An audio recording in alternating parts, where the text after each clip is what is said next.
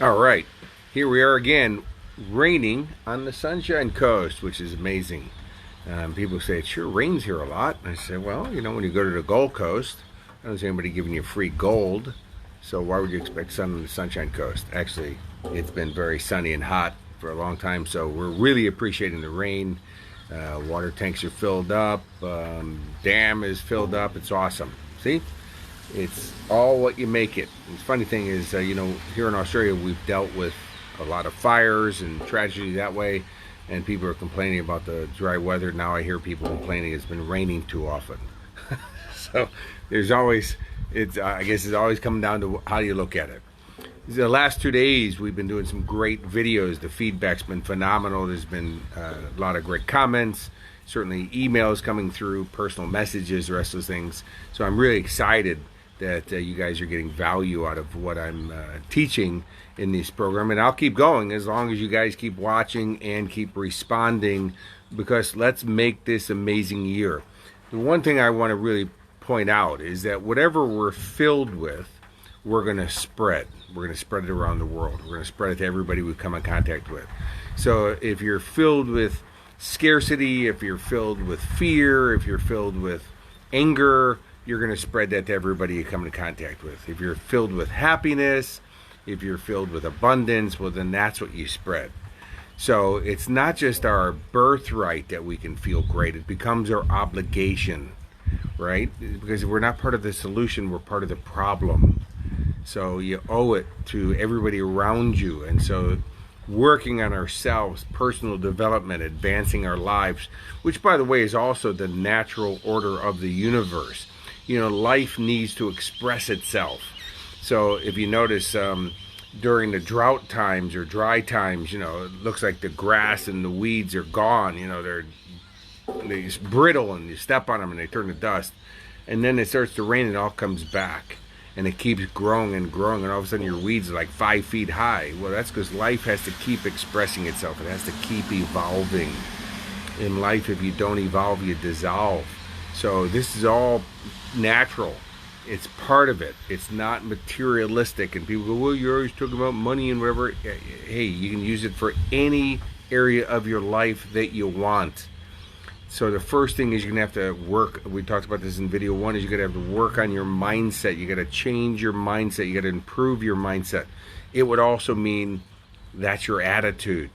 The best companies in the world, Apple, Merrill Lynch, Seagate, all these top companies, now they're not hiring people off of their college degrees anymore. What they're hiring them off of is their attitude. Think about that. They go in and they literally check their attitude, because they found out that just because people had the college, doctorates and masters and bachelors and all that stuff, that didn't make them good team members. Not that it made them bad team members, but if they went off of just that. But they found out that people who had the right attitude, because the right attitude meant they were moldable, they were coachable, they were enthusiastic, they were passionate. Those people they could teach the skills to. Think about that. So you got to have the right attitude. And my great friend John Fitzgerald, who wrote the book 7 Steps to Wealth and 7 Steps to Accelerated Wealth, John always says is that you got to learn to like your dislikes. There's things that are challenging you, or whatever. If, maybe that's what you got to learn. You got to learn to like that. So that you can succeed at it.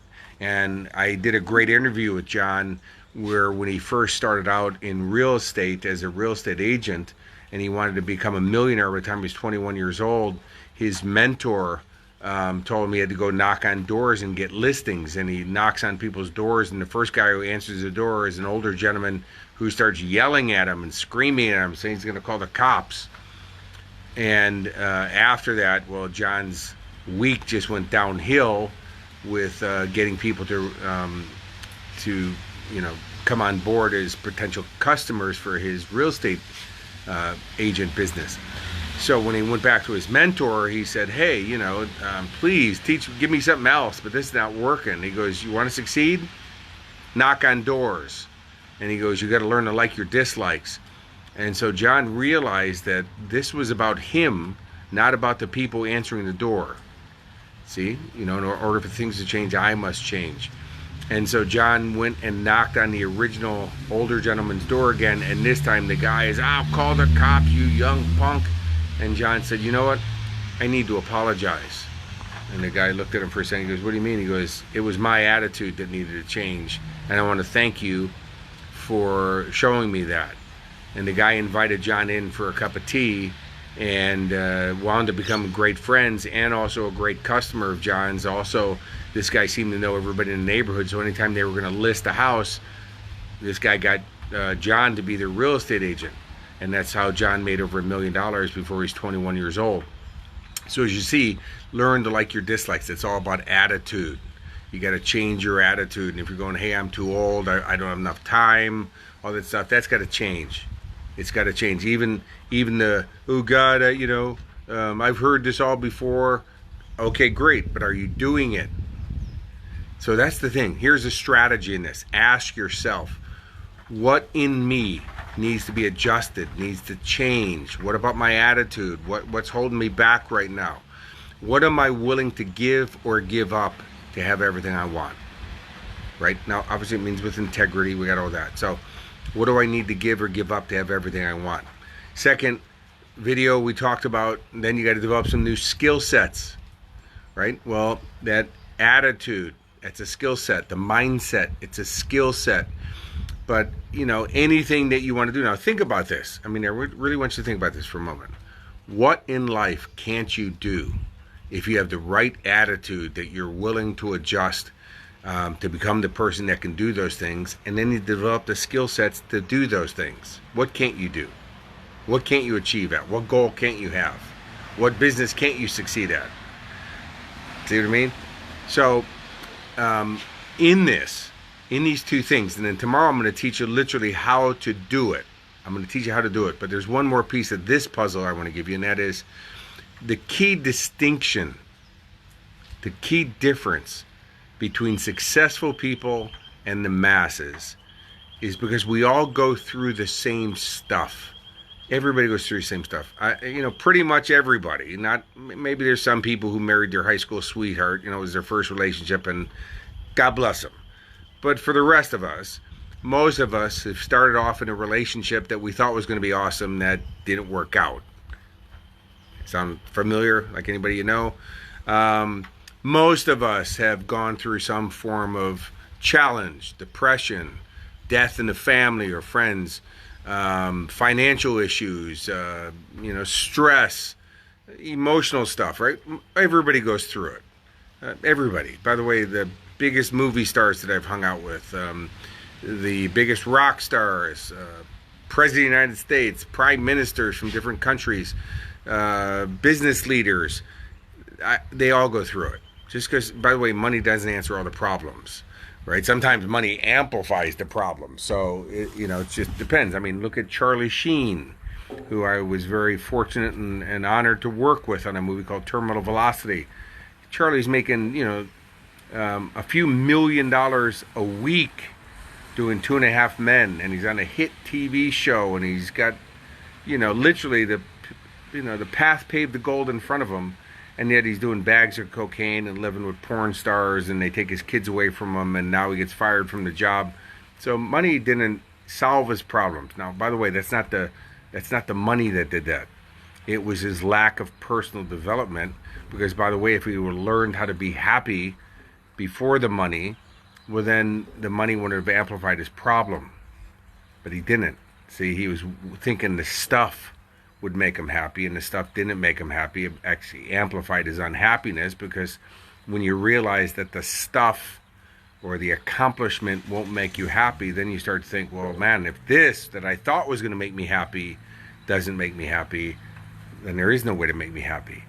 So we have to learn how to manage how we think and feel. That's that reinvention that we have to do. That's an attitude adjustment, by the way.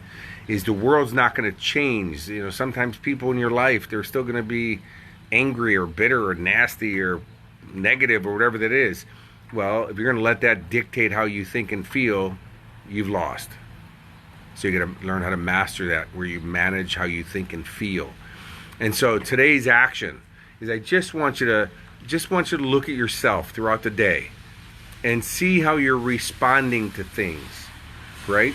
Just see. You don't have to do much. You just see how you're responding to things, including a little bit of homework I'm going to give you, which is take 3 minutes today, right away. By the way, if you're at work right now, sneak off to the bathroom, pretend you're constipated, sit in a stall, and for 3 minutes, write out your grand dream goals. Just write them out. It's a brand new year, and if you've already done it, do it again. Get fresh. You have something that we're going to work on the next couple days. That would be your goal so you can achieve them, because now it's not just about conceptual learning, and it's just not about listening to this and it sounds good. Let's put it into real action to produce real tangible results, right? So for 3 minutes, let your hand, 3 whole minutes, Kurek, you're pushing it. Okay, 2.5 minutes, I don't care, but write for 3 minutes. And this is not they don't have to be big, they don't have to be expensive. That's not the criteria. They may be, but that's not the criteria. The criteria is the goals that will give you the most amount of joy to experience. Now, the difference between a goal and a value is a goal is measurable, a value is a feeling. So if we say I want my kids to be happy, that's a feeling, right? I want to have I want to feel good about life. I want to be wealthy. Those are feelings. If you say I want to make $5 million, it's a goal because it's measurable. Or if you want to be healthier, that's a feeling. But if you say I want to be 2 kilos lighter or 5 kilos lighter, that's a goal because it's measurable. So just write out your grand dream goals. And in the chat room, in the comments below, write, hey, I did it. I did my 3 minutes. Be accountable. Come on, take the action and see how your life changes, just because we're going to start taking, literally today, we're going to take effective action. But if you don't write down your goals, well, then you don't have any goals, because the first step to achieving them is to write them down. Think about it. The hardest thing you have to do is that, because you're taking them from the nebulous, the formless, the thought, and you're putting them down on paper, which is now into the real tangible world. So you've taken them from the formless into the form. That's the hardest thing. The rest of that is just process. And I'm going to teach you how to do all of it. So change your attitude and go, you know what, man, I'm going to listen to Kurek right now. I'm going to listen to Bald Crazy American Guy. I'm going to go for it. Write down your goals, your grand dream goals, because we're all going to die at the same moment in our life. That is, that we achieved one goal and you're on your way to another goal. So do you want to die after a small piddly goal on your way to another small piddly goal? Or do you want to die after a grand dream goal and you're in pursuit of your next grand dream goal? Doesn't that sound way better? By the way, if it's grand and it's the most amount of joy to experience, that also means that you had to be having joy experiencing it and going for it. So at least if that's when we passed away, we're enjoying our lives. And if you do that in this lifetime, you win. Because the purpose of your life is to enjoy it. You do that, you win. If you're stressed out and burning yourself out, I don't know if that was the intention of what you came on the planet for. You may want to change that. If you go, hey, Kurek, that's just real life, you might want to change that attitude, because that's not helping you. It's definitely costing you. I hope this is of value to you. Put it in the comments. Again, if there's anything you want me to cover, I saw there's some things in yesterday's video that people want me to cover. I will definitely do that. I will do some extra videos. I have no problem with this, as long as you put them into action. And if you don't, I'm going to have a great life anyways, because I'm not going to sacrifice my happiness for people who aren't going for it.